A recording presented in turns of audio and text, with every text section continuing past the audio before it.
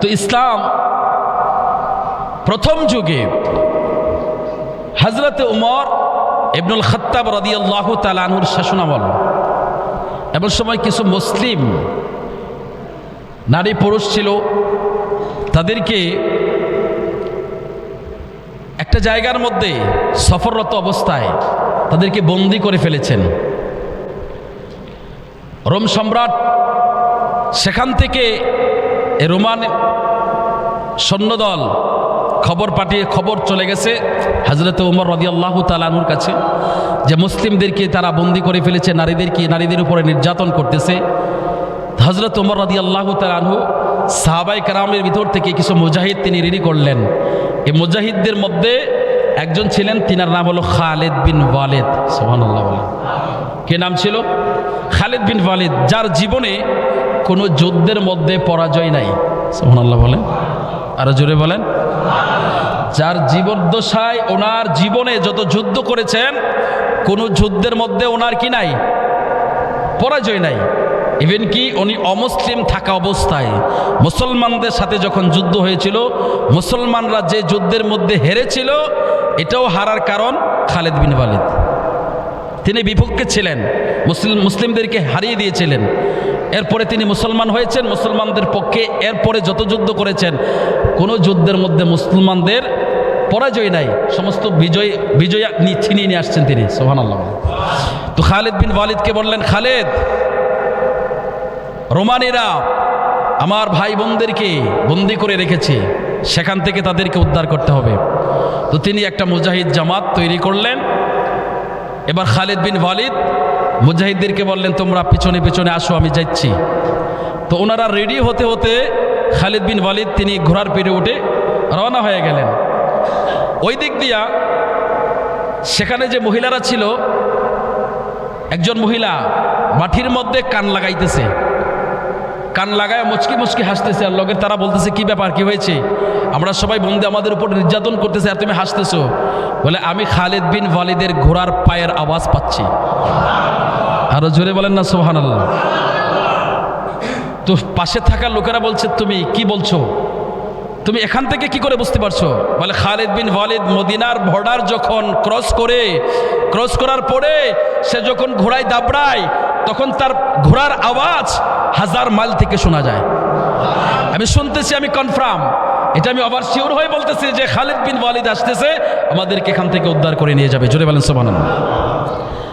হযরতে খালিদ বিন ওয়ালিদ এমন একজন বীর যোদ্ধা ছিলেন। হযরতে খালিদ বিন ওয়ালিদ এমন দ্রুত গতিতে ঘোড়া দাবড়ি চলে যাচ্ছেন। চলে যাওয়ার পরে রোম সম্রাটের লোকেরা, এবার রোমানি যত সৈন্য ছিল, তারা দেখতেছে কে জানি ঘোড়ার উপরে উঠে আসতেছে। তারা এমনভাবে তাকায়া দেখলো যে এমনভাবে বালিগুলো আকাশের মধ্যে উঠতেছে, মনে হচ্ছে হাজার হাজার সৈন্য দল আসতেছে। তারা সেখান থেকে সেই ভয়ে খালিদ বিন ওয়ালিদের ওই জায়গার মধ্যে উপস্থিত হওয়ার আগে তারা সেখান থেকে পলায়ন করেছে। একটু জোরে আওয়াজ করে বলেন আল্লাহু আকবার। তিনি সেখানে উপস্থিত হওয়ার আগে তারা কি করছে? পালিয়ে গেছে। তো পালিয়ে যাওয়ার পর তিনি সেখানে গিয়ে মুসলিমদেরকে উদ্ধার করলেন।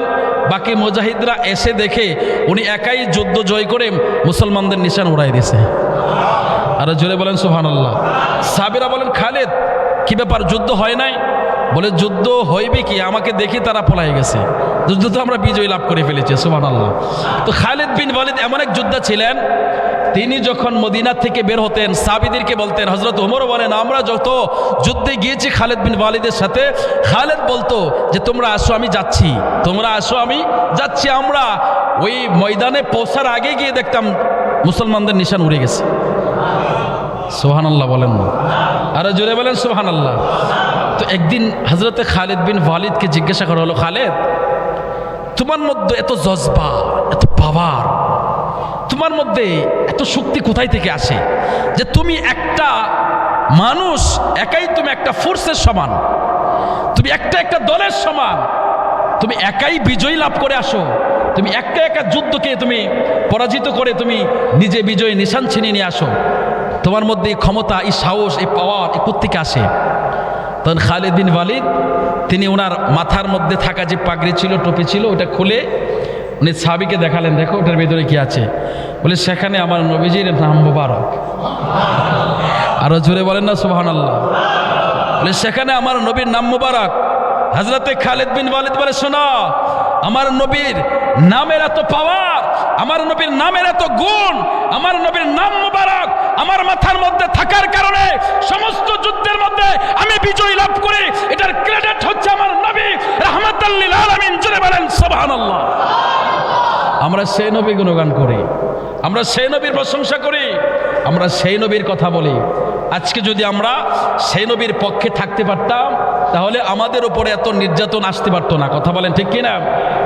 আপনারা দেখুন, নবীর আওলাদকে আজ পর্যন্ত যারা আঁকড়িয়ে ধরে রেখেছে তাদেরকে আমার আল্লাহ তাআলা দুনিয়াতে সফলতা দান করেছে। সুবহানাল্লাহ বলেন। তো এই যুগ যুগ ধরে এই ধারাবাহিকতায় পৃথিবীতে আসছে। আপনারা বড় আশ্চর্য হবেন, আপনারা হয়তো শোনেন নাই, শুনবেন। একজন আহলে হাদিসের শায়েখ, সে মৌলানা, মাথার মধ্যে টুপি, পাগড়ি, পাঞ্জাবি, লুঙ্গি, মাথার মধ্যে রুমাল, দেখতেই বড় মনে হয় সৌদি আরব থেকে শায়েখ খালি নেমে আসছে। ওই শায়েখ বলছে কি জানেন? শায়েখ বলতেছে যে ইরানের খামেনি সে যদি বেহেশতে যায় তাহলে আমি ওই বেহেশতে যাব না। আমাকে যদি আল্লাহ ওই বেহেশতে দেয় আমি বেহেশতা বিক্রি করে দেব। নাউজুবিল্লাহ। চিন্তা করছেন আপনি ইসলামটাকে নিয়ে তারা কিরকম তামাশা করতেছে? একটু আগে এক পাটার কথা শোনাইলাম আপনাকে, মুহাদ্দিস, সে বলে খাজা বাবা জান্নাতি না জাহান্নামী নিজেই জানে না। আরেক মোল্লাই বলতেছে যে খামেনি যে জান্নাতে থাকবে আমি সে জান্নাতেই থাকবো না, জান্নাত যদিও আমার আল্লাহ দেয় তাহলে জান্নাত আমি বিক্রি করে দেব, পুরায় ফেলবো। নাউজুবিল্লাহ। আরো জোরে বলে নাউজুবিল্লাহ। জান্নাত পুড়িয়ে ফেলার মতো ক্ষমতা কি কোনো মৌলবীর আছে? কথা কয় না। জান্নাতে যাওয়া না যাওয়া এই ব্যাপারে কি আমাদের কোনো এখতিয়ার আছে? আল্লাহ যদি খুশি হয়ে জান্নাত দেয় এটা আপনার জন্য মঙ্গল, কিন্তু আল্লাহ যদি আপনাকে জাহান্নামী দেয়, জাহান্নামীদের কাতারে শামিল করে, আপনি সেখান থেকে বের হওয়ার ক্ষমতা আছে? নাই। তো উনি এ কথাটা কেন বললেন? এত বিদ্বেষ কেন তার ব্যাপারে? আপনি কি জানেন খামেনি যে মৌলা আলীর আওলাদ? আপনারা কি জানেন? মৌলা আলীর আওলাদ, আওলাদের রসুল, উনি সরাসরি হযরত আলী কাররামুল্লাহ ওয়াজহুর আওলাদ। সুবহানাল্লাহ পড়েন। তো এ সমস্ত কথা মানুষের কাছে প্রচার করে সারা বিশ্বের মুসলিমরা ইরানের জন্য দোয়া করতেছে। ভারতের মুসলমানরা মসজিদের দান বাক্সের মধ্যে টাকা জমা করছে ইরানের মুসলমানদেরকে দেওয়ার জন্য। সারা বিশ্বের মুসলিম, ইভেন কি খানায় কাবার ইমামও দোয়া করতেছেন ইরানের জন্য। ইরান সারা পৃথিবীর মানবতার জন্য লড়াই করছে। আপনারা কি জানেন বর্তমানে পৃথিবীর যে সিন্ডিকেট ছিল, ইন্টারন্যাশনাল যে সিন্ডিকেট, ওইটাকে ভেঙে দিয়েছে ইরান। এই সিন্ডিকেট যদি আজও পর্যন্ত থাকতো, এখন তো 2.5 লাখ টাকা ভরি সোনা, আপনি 1 কোটি টাকা ভরি সোনাও পাইতেন না। তো এই সিন্ডিকেট, তারা, ইরান একমাত্র এমন এক দেশ যেটা মানবতার জন্য লড়াই করে যাচ্ছে। তো সে ইরানের সে খামেনি, সে বলছে সে যে জান্নাতে থাকবে, এই মোল্লাই জান্নাতে থাকবে না। তাহলে এই মোল্লার কথাই, এই ভেষওয়ালা মোল্লা, এই মোল্লাকে দেখলে আর কোনো সন্দেহ থাকে না এটা ইসরায়েলিদের প্রোডাক্ট, এটা ইহুদিদের প্রোডাক্ট। কথা বলেন ঠিক কিনা?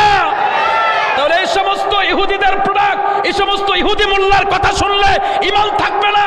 আমাদের দাবি হচ্ছে এই সমস্ত ইহুদি মোল্লাদেরকে বাংলাদেশ থেকে বিতাড়িত করতে হবে। এটাই মুসলমানদের দাবি, এটাই মুসলমানদের দাবি। কথা বলেন ঠিক কিনা? যে বেটা বলতে পারে ওই লোক জান্নাতে গেলে আমিও জান্নাতে থাকবো না, আপনার কি আরো বুঝতে বাকি থাকে এটা ইহুদি? আরো বুঝতে বাকি থাকে আপনার? যে বেটা বলতে পারে খামেনি যে জান্নাতে থাকবে, সে জান্নাত যদি আমারে দেয় আল্লাহ, সে জান্নাত পড়ে ফেলবো, আপনার কি আরো সন্দেহ আছে? এটা নিশ্চিত ইহুদি, এটা ইহুদিদের প্রোডাক্ট, কোনো সন্দেহ নাই। কথা বলেন ঠিক কিনা? তো আপনি ওই সমস্ত মোল্লাকে মসজিদের মিম্বরে বসিয়ে দিয়েছেন খুতবা দেওয়ার জন্য। আপনি মসজিদের মধ্যে সে মোল্লার কথা শুনছেন, আপনারাই তো দরা খাবেন। এক মোল্লাই 12 বছর ইমামতি করার পরে সবাই জানতে পারলো সেই ইহুদি। 12 বছর নামাজ কার পিছনে পড়লেন? নামাজ হইছে? সেজদা হইছে আপনার? তো লস কার? লস তো আপনার। আমরা তো আপনাদেরকে সতর্ক করি, কেন আপনারা বুঝেন না? তার ভাষা শুনলে আপনি বোঝার দরকার, সে মুসলমান হতে পারে না। যার ভিতরে ইসরায়েলিদের প্রেম, যার ভিতরে ইহুদিদের প্রেম, সে কোনোদিনও মুসলমান না, মুসলমানদের বন্ধু না, এরা মুসলমানদের দুশমন। কথা বলেন ঠিক কিনা? আপনাদেরকে বোঝার দরকার, আপনাদের বোঝার দরকার। আর ওদের চেহারার দিকে আপনি তাকাইলে দেখবেন এদের চেহারার মধ্যে কোনো নূর পাবেন না, একজন সুন্নি আলেম, সে কালো হলেও আপনি তার দিকে তাকায় দেখেন তার মধ্যে নূর ঝলমল করে, কারণ সে আমার নবীকে নূর মানে। কথা বলেন ঠিক কিনা? ওই সমস্ত বেয়াদব মোল্লা পৃথিবীতে এখনো আছে। আল্লাহ হয়তো কোনো আল্লাহর ওলির ওসিলায় আল্লাহ আমাদেরকে এখনো জীবিত রাখছে, না হয় এ সমস্ত মোল্লাদের কুকর্মের কারণে, এই পাপের কারণে কখন পৃথিবীটা ধ্বংস হয়ে যাইত, কখন ধ্বংস হয়ে যাইত। তো যে কথাগুলো গুছিয়ে আমি বললাম, এই কথাগুলো বলার পিছনে যে কারণগুলো, যে কথাগুলো, এই মেসেজগুলো কেন আপনাদেরকে দিলাম। আপনি বর্তমানে ফেসবুকের মধ্যে প্রচুর ওয়াজ মানুষে শুনে, ইউটিউবে প্রচুর ওয়াজ শুনে। তো আপনি ওয়াজ শোনার সময় যদি এই মোল্লার ওয়াজ আসে, ওই মোল্লারে তো দেখতে আমার চেয়ে অনেক অনেক মনে হয়, দেখলে মনে হবে যে আমার থেকে অনেক যোগ্য, আমার থেকে অনেক যোগ্য ব্যক্তি দেখলে মনে হবে আপনার। কিন্তু বলেন তো দেখি, এইটা কি কোনো যোগ্য ব্যক্তির কথা হতে পারে? এটা কি কোনো যোগ্য আলেমের কথা হতে পারে? এটা কোনো ইমামের বক্তব্য হতে পারে যে খামেনি যে জান্নাতে থাকবে আমি ওই জান্নাতে যাব না, যদি আল্লাহ আমার ওই জান্নাতটা দেয় আমি জান্নাতটা পুড়ে ফেলবো? নাউজুবিল্লাহ বলেন, আরো জোরে বলেন নাউজুবিল্লাহ। এটা তো আসলে মূলত দুশমনী তো আমার রসুলের সাথে। ইহুদিদের দুশমনী কার সাথে? আমার রসুলের সাথে। তো যুগ যুগ ধরে রসুলের আউলাদদেরকে কষ্ট দিয়েছে কারা? ওই সমস্ত বেঈমানেরা। কথা বলেন ঠিক কিনা? তো এরা রসুল্লাহর আউলাদদেরকে সহ্য করতে পারে না, মুসলিমদেরকে সহ্য করতে পারে না।